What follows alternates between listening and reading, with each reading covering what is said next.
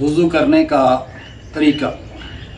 آج ہم بات کریں گے کہ وضو کرنے کا پریکٹیکل طریقہ کار کیا ہے۔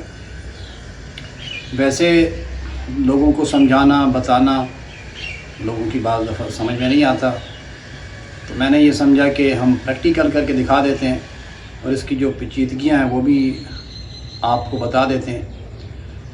وضو کے اندر 4 چیزیں واجب ہیں۔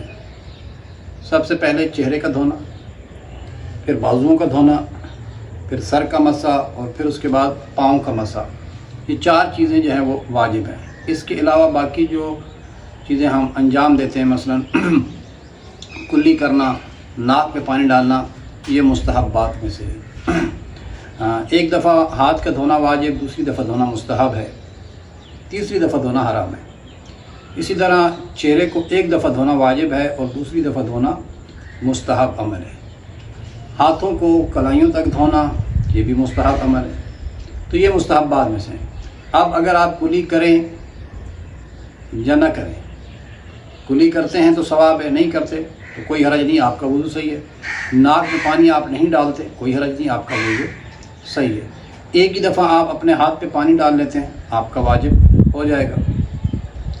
اسی طرح دوسرے ہاتھ پر بھی ایک ہی دفعہ پانی ڈال لیں، آپ کا واجب ہو جائے گا۔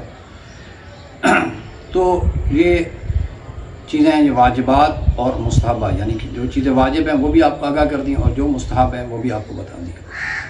اب ہم چلتے ہیں کہ وضو کی نیت کیا ہے۔ وضو کی نیت کہ وضو کرتا ہوں یا کرتی ہوں، واجب قربتاً اللہ۔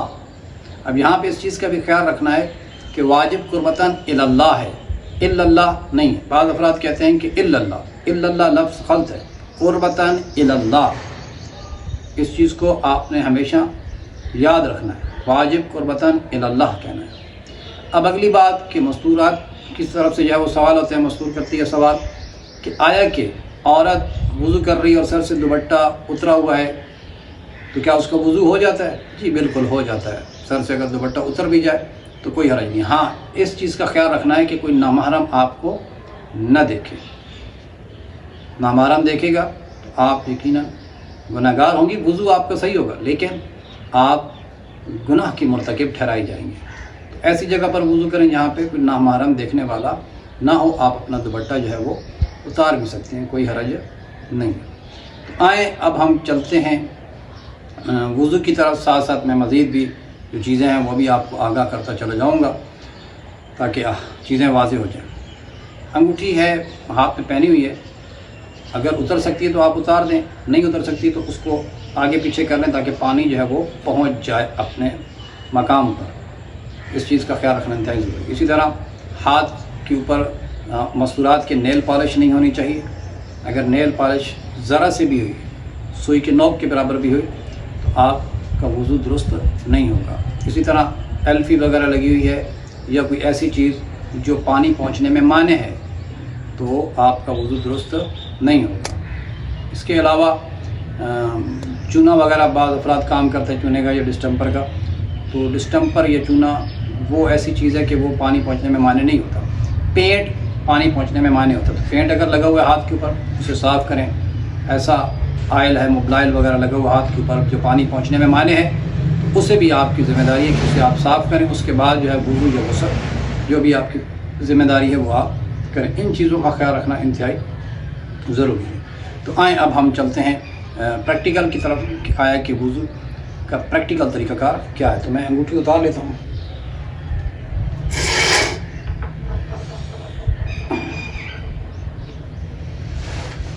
پانی کا ضیاع نہیں کرنا زیادہ، ہاتھوں کو کلائیوں تک دھو لیا، مستحب ہے۔ پانی بند کریے دوسرے ہاتھ سے۔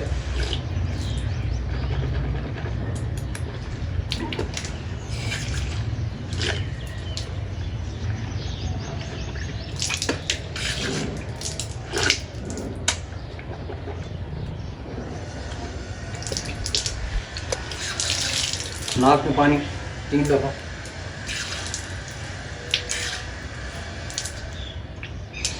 اب میں چہرے پہ پانی ڈال رہا ہوں، یہ وضو کی نیت سے نہیں ڈال رہا۔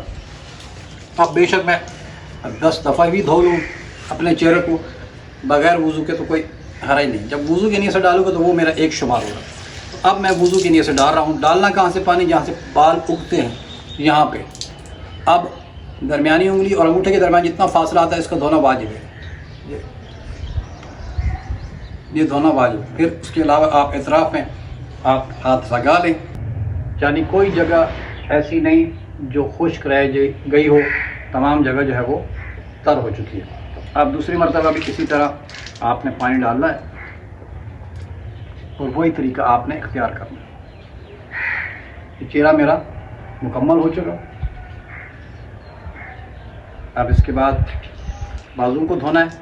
تو بازو کو دھوتے وقت کونیوں کے اوپر سے پانی ڈالنا ہے تاکہ یہ کونیوں سے اوپر کر کے تھوڑی سی احتیاطاً جگہ دھو لیں، تاکہ آپ کی ایسی جو یہ کونی والی جگہ یہ خشک نہیں رہنی چاہیے. جہاں تک دھونا واجب ہے تو اس سے تھوڑا سا اوپر کر کے دھو لیں تاکہ آپ کو یقین ہو جائے کہ یہ جگہ میری تر ہو چکی ہے.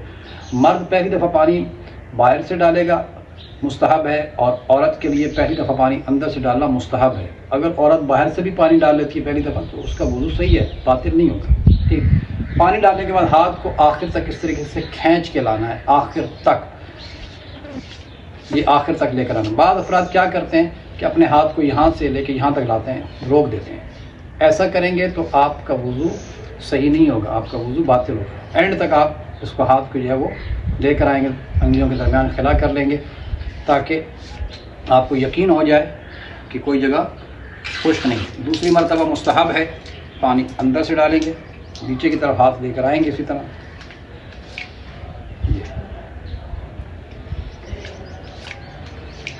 اب اس کے بعد بائیں ہاتھ پہ پانی بند کریں گے ایک ہاتھ سے.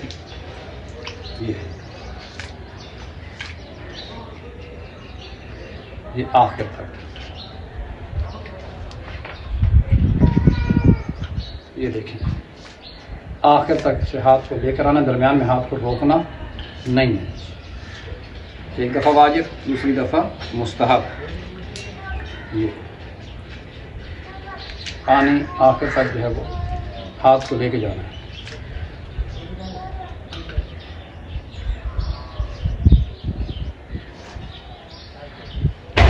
اب سر کا مسح، 3 انگلیوں کی چوڑائی اور درمیانی انگلی کے لمبائی کے جتنا آپ نے اپنے ہاتھ کو کھینچنا، اپنے سر کے اوپر ہاتھ کو رکھنا ہے، سر کو ساکن رکھنا ہے، ہاتھ کو کھینچنا ہے. ایسا نہیں کہ آپ جو سر کو ایسے کھینچ دیں، ایسا نہیں کرنا. ٹھیک ہے. یہ